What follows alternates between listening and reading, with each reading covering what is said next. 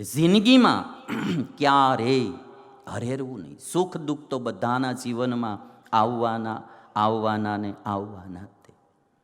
ખાસ મારે આજે જે આત્મહત્યાઓ વધતી જાય છે ને એટલા માટે આ વાત કહેવી. ભણનારા વિદ્યાર્થીઓએ પહેલાં ભણવામાં ધ્યાન દેવું જોઈએ, મોબાઈલમાં ટાઈમ ન બગાડવો જોઈએ. અને એમ છતાંય ક્યારેક કદાચ સફળતા ન મળી તો આત્મહત્યા ન કરવી, બીજે વર્ષે ધ્યાન દઈ ભણી અને પાસ થઈ જવું, પણ આત્મઘાત કરવી નહીં. 12નું બોર્ડ હોય કે 10માનું બોર્ડ હોય કે ગમે એ હોય, મરી ન જાવ. આત્મહત્યા શા માટે કરવી? કદાચ ઘરના પરિવારના સભ્યો થોડા ઘણા મોડા નીકળે તો બી આત્મહત્યા ન કરવી. રામને 14 વર્ષનો વનવાસ દીધો, રામે મોડો વિચાર ન કર્યો. પરીક્ષિત રાજાને ખબર પડી કે 7મે દાડે મોત છે.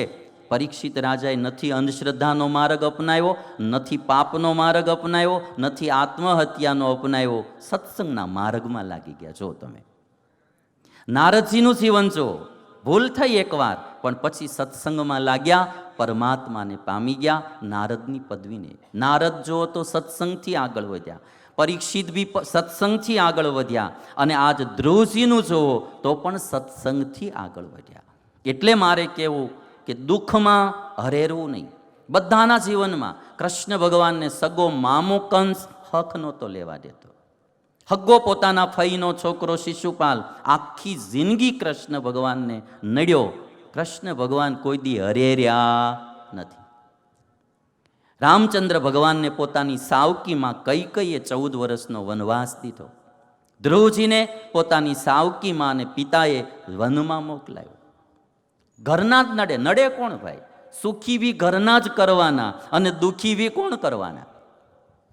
જો આ શરીર સ્વસ્થ રહે તો સુખી કરે, અને શરીર માંદું પડે તો દુઃખી કોણ કરે ભાઈ?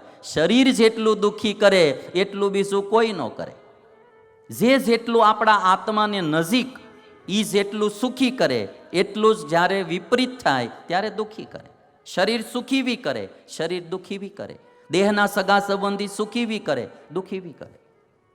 એટલે ક્યારેક આવા પ્રશ્નો આવે, મારે સાસુબા આવા છે, મારે સસરા આવા છે, પતિ આવો છે, પત્ની આવી છે, દેરાણી આવી છે, રોદડા રોવાના જ નહીં હોય. એ એનું કામ કરે ને આપણે આપણું કામ કરે જવા, હરેરવાનું નહીં. પિયર જઈને કોઈને ફરિયાદ કરી કરવાની નહીં હોય. બધા ભાઈ આડી વાડી. ભગવાનના જીવનમાં એવા સંબંધીઓ આવ્યા.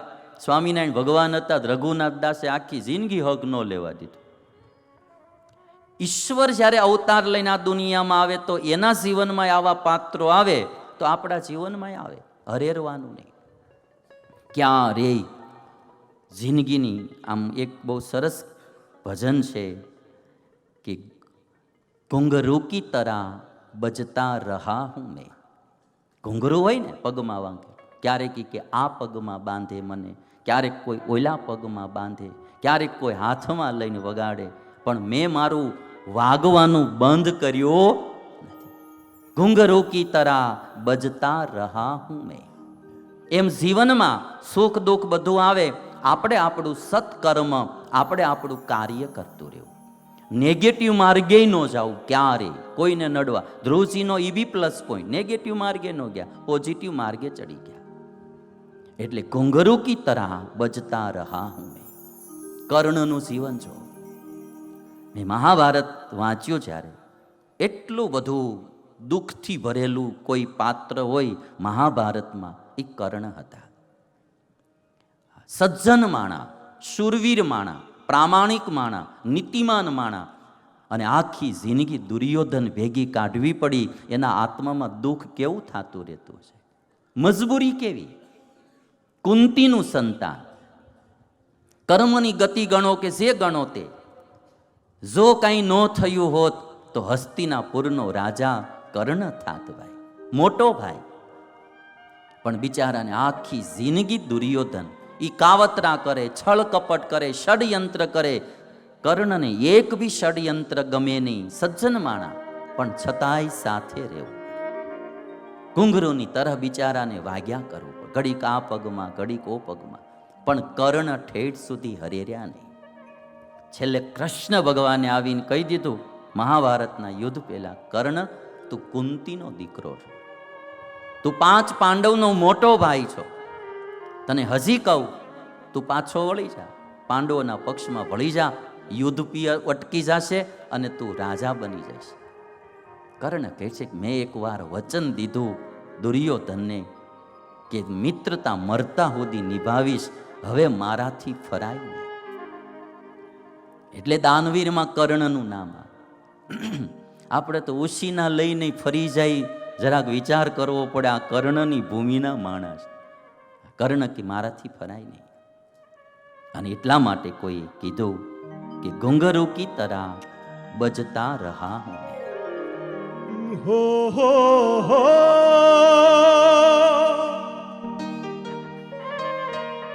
कभी टूट गया कभी तोड़ा गया 100 बार मुझे फिर जोड़ा गया. પંક્તિ બહુ સમજવા જેવી છે. કભી તૂટ ગયા કભી તોડા ગયા. ક્યારેક આપણે વાંકે આપણે જીવનમાં તૂટી જતા હોઈએ, ક્યારેક કોઈ એવા પરિવારજનો કે એને વાંકે એ આપણને તોડી નાખતા હોય. ધ્રુવજી નાના 5 વર્ષના, આની સાવકી માએ મેણા મારીને તોડી નાખ્યો બાળકને આખો. બરાબર. કભી તૂટ ગયા કભી તોડા ગયા, 100 બાર મુझे ફિર જોડા ગયા.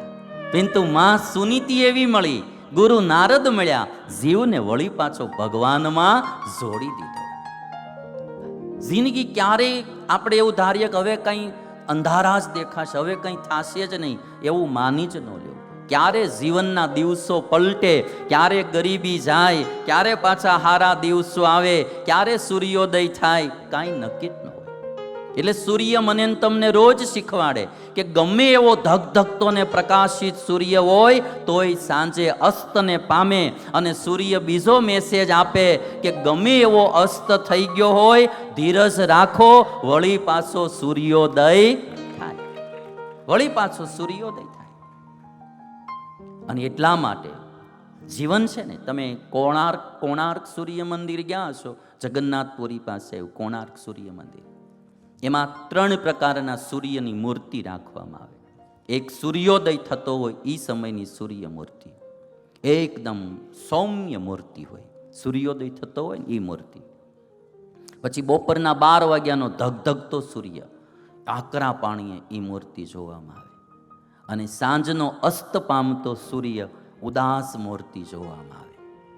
3 મૂર્તિ ભારતના તો મંદિરોમાં પણ વિજ્ઞાન ભરેલા, જીવન ઉપયોગી.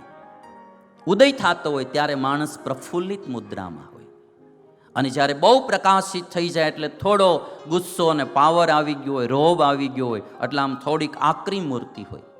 અને જ્યારે અસ્ત થઈ જાય કોઈ પણ ચીજનો, ત્યારે ઉદાસીનતા છવાઈ જાય. પણ વળી પાછો સૂર્યોદય થાય.